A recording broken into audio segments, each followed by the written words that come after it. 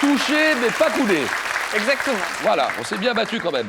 Pauline, conseillère municipale à Guéret, avec un point fort, c'est la musique que vous aimez bien sûr. Benjamin Belgi. Belgi, alors standardiste, où ça? C'est la préfecture De l'Oise. de l'Oise. Et Marie-Claude, une ancienne gérante des chambres d'hôtes, habitant Sainte-Marie de Gosse dans les Landes. Alors, vous choisissez un thème parmi les 4 qu'on a bien préparé pour vous, pour tout le monde à la maison. 4 thèmes et 40 secondes au chronomètre. 4 bonnes réponses à la suite. Vous connaissez le principe des 4 à la suite. Le cuir et les métiers du cuir. Les montagnes sacrées. Les premiers temps du patinage. Et le thème mystère, vous le découvrez en exclusivité sur Twitter. Twitter, hashtag QPUC. Et vous réagissez au match que nous jouons en ce moment. Marie-Claude réfléchit un tout petit peu. Je vais prendre le cuir et les métiers du cuir. Le cuir et les métiers du cuir.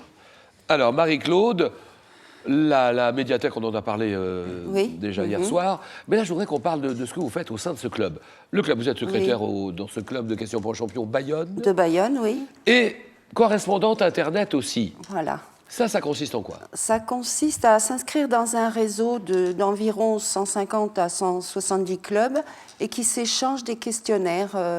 C'est-à-dire que nous, on crée des questionnaires qu'on envoie ensuite aux autres clubs et inversement. Et les autres clubs, oui, c'est ça. Vous envoyez les leurs. L'échange, c'est ce qui constitue la base de nos jeux dans les clubs. Des banques de données très importantes. Voilà, oui. Vous jouez pour une deuxième victoire ce soir avec le cuir. Le cuir et ses métiers. Oui. Top, quel nom porte l'artisan qui répare les chaussures? Cordonnier. Comment appelle-t-on l'ensemble des opérations qu'on fait subir aux peaux brutes pour en faire des cuirs? Le tannage. Quelle ville d'Andalousie est associée à un cuir orné de motifs en relief, gravés, parfois peints? Cordoue. Oui. Quel terme désigne l'industrie de transformation des peaux de mouton ou de chèvre par n'importe quel procédé de tannage? Le corroyage. Non. Quel mammifère ruminant vivant dans les montagnes a donné son nom à une peau veloutée servant à frotter les vitres ou l'argenterie? Chamois. Quel adjectif de couleur qualifie le mot cuir pour désigner une peau fraîche, pas encore traitée? Adjectif de couleur. Blanc. Non. Quel nom porte le cuir de bovin poncé, présentant un aspect velouté ressemblant à celui du daim? Le nubuck. Et ça fait 3 points pour Marie-Claude. 3 points.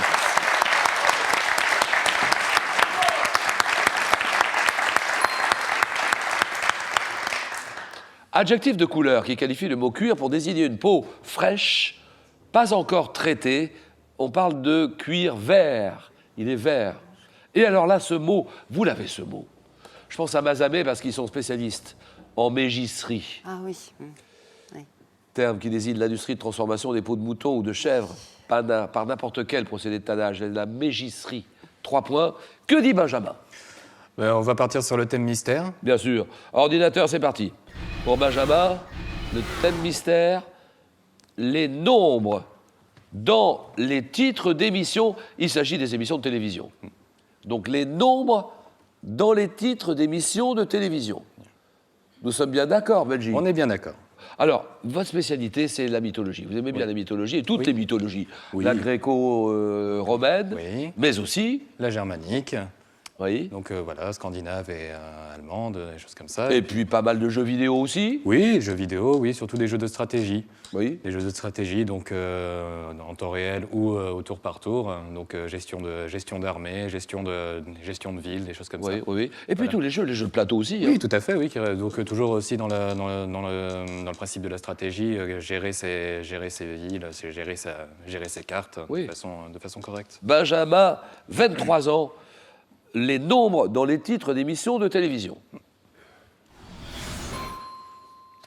Top, quelle émission de jeux télé, lancée en 76, animée notamment par Maître Capello, était programmée à l'heure des JT du soir. Les jeux de 20 heures. D52, quelle émission de variété diffusée en direct sur l'unique chaîne de la télévision fut présentée par Jean Noah? Passe. D78 sur Antenne 2, quelle émission destinée à la jeunesse, lancée par Jacqueline Joubert, fut animée par Dorothée? Je passe. De 2002 à 2005 sur France 2, quel titre évoquant sa durée portait l'émission politique animée par Olivier Mazerolle, Alain Duhamel? Je passe. Quelle émission animalière actuellement diffusée sur France 3? 30 millions d'amis. Depuis janvier 2013, quelle émission consacrée à l'actualité sportive est présentée par Céline Géraud? Céline Géraud, prenez votre temps là.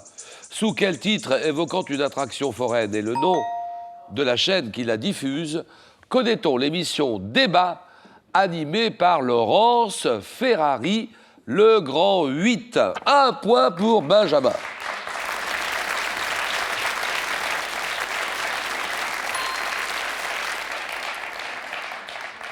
Moi, je trouve qu'on s'est précipité. Là, vous répondez peut-être un peu vite.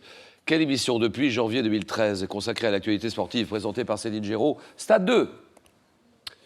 Émission animalière, vous l'avez dit, 30 millions d'amis, associée à la personne de Jean-Pierre Hutin, 30 millions d'amis sur notre chaîne, la 3, France 3.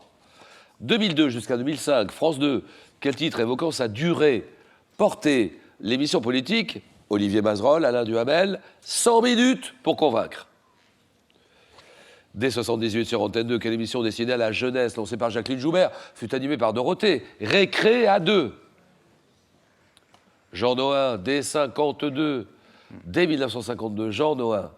36 chandelles. 1 point. Pauline décide. Je vais prendre les montagnes sacrées. Bien sûr. Montagne sacrée. Alors, Marie-Claude a 3 points, Benjamin a 1 point. Pauline, racontez-nous ce que vous faites au sein de ce conseil municipal, à Guéret.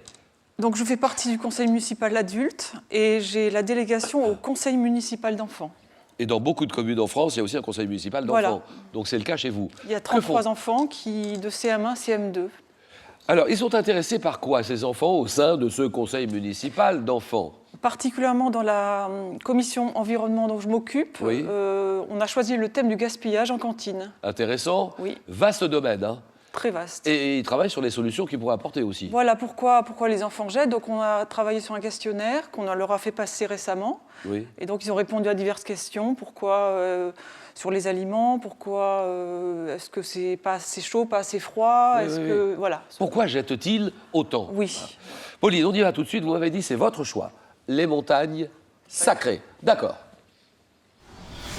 Top 4 massif montagneux culminant en 2917 mètres, les Grecs anciens considéraient-ils comme la résidence des dieux? Le mont Olympe. Quel nom portugais désigne le pic granitique portant une grande statue du Christ rédempteur qui domine à 704 mètres d'altitude la baie de Rio? Le Corcovado. Quelle province de Chine, dont la capitale est Chengdu, abrite la montagne sacrée connue sous le nom d'Emei Shan, qui compte 70 temples bouddhistes? Je passe. Quelle montagne du Tibet, où sont situées les sources de l'Indus et du Brahmapoutre, est sacrée pour les bouddhistes et les hindous? Sacrée. Montagne du Tibet, sacrée. Je passe. Au Japon, de quel sommet habité par la divinité Shinto, du feu et des volcans, l'ascension était-elle interdite aux femmes? Jusqu'au 19e siècle, le mont Fuji. Et 2 points, c'est bon, Pauline, 2 points.